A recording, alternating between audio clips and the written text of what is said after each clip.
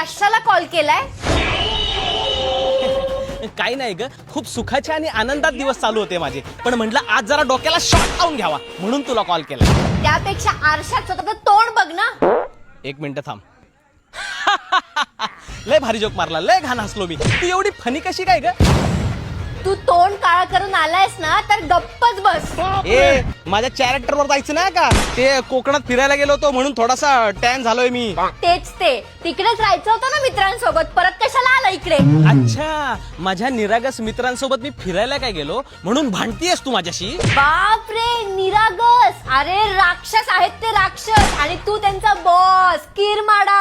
ए BCD त्यातले जे XYZ असतात ना, ते आहेत तुझे मित्र. अगं, तुझ्या मैत्रिणींबद्दल पण बोललो असतो ग, पण बॉडी शेमिंग, रेसिझम, मानहानी, ॲलोमोनी, राजामौली सगळे खटले लागतील माझ्यावर. हो का? म्हणूनच त्यांची नावं घेतल्यावर तू लाजतोच काय? तुझ्या चेहऱ्यावर एक गोड स्माइल काय येते? अलग ही लेवल का बनना था.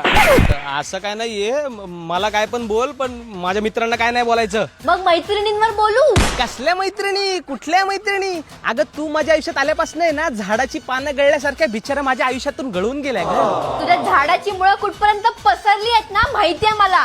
काय पण बोलू नको, मी तर एक प्रेमाचं झाड आहे जे फक्त सावली देण्याचं काम करतो.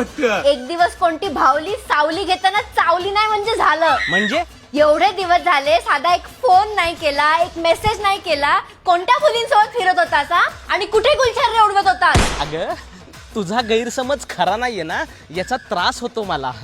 काय? तू समझा? काय नाही मिस केलंस का तू मला? हा, आणि तू? अगं मी तर एवढं मिस केलं, चुकून त्या सागरलाच किस केलं. काय?